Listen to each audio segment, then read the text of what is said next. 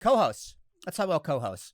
So co-hosts also add a lot of value. I love having co-hosts. Talking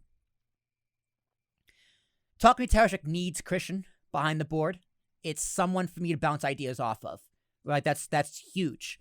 Even if I do have a guest, like there's been some podcasts where I have a guest in here, where I'm going to want Christian on the podcast because I know he'll add something that I can't add.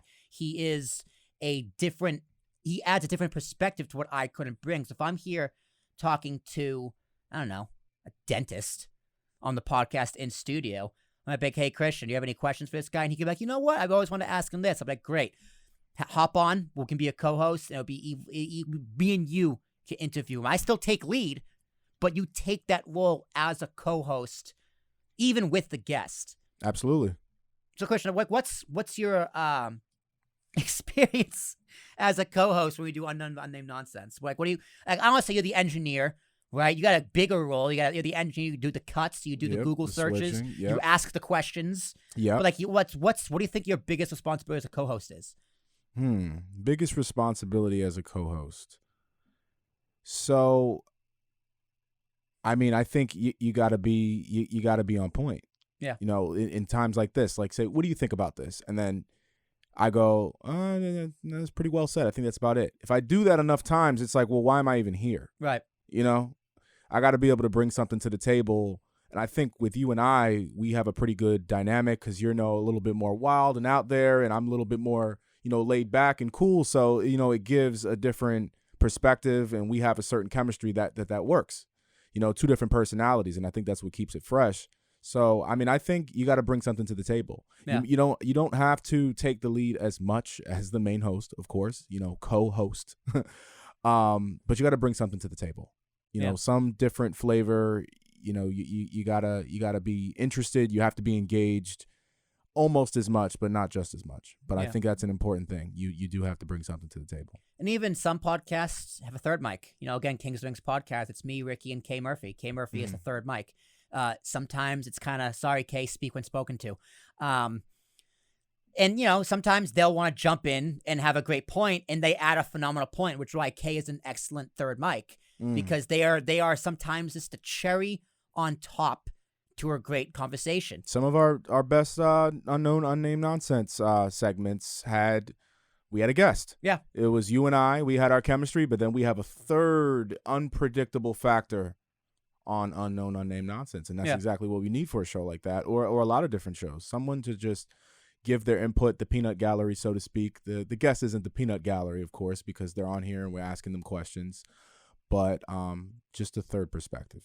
And sometimes you're going to have a bad co-host.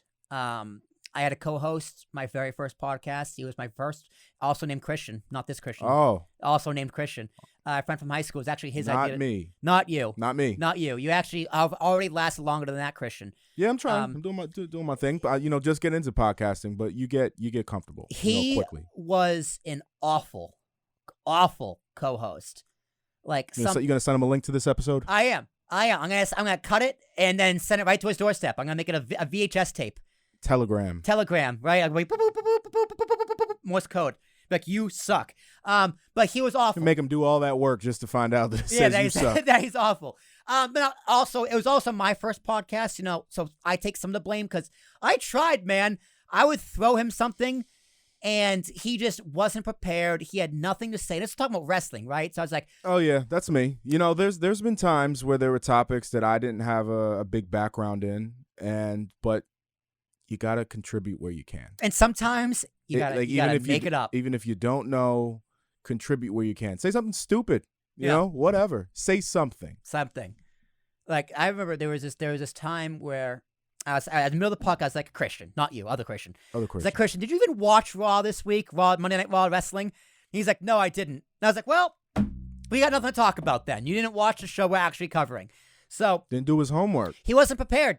And eventually he just stopped showing up. And then I tried doing a solo show a little after that. And then I had another co-host.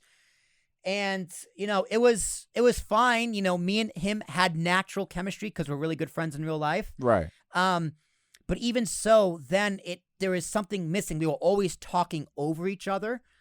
And Chris, sometimes I talk over you. I try to cut in. Sometimes I need to learn how to zip it.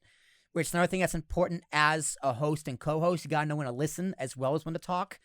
But then we brought in Ricky, and the King's Rings podcast just took off from there, and it was all fun and games.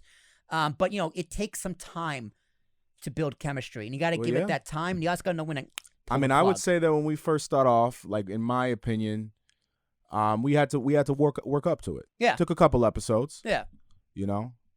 But I don't know. I think potentially the bottom line here is try to have that chemistry. Yeah. Work it out.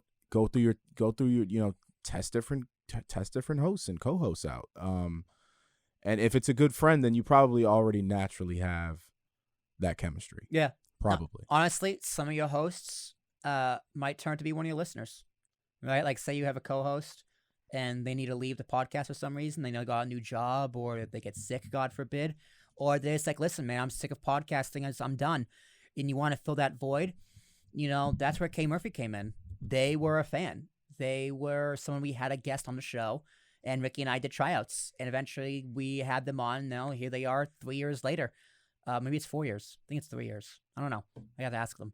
But yeah, you never know where a host will come in. And again, or you can go solo. It's completely up to you. And sometimes you could do your solo show, but every now and then you have a reoccurring host. Like, you could, once a month, we're going to have a co-host in here, and the rest are going to be my solo. Right? You can mix and match whatever you want to do here.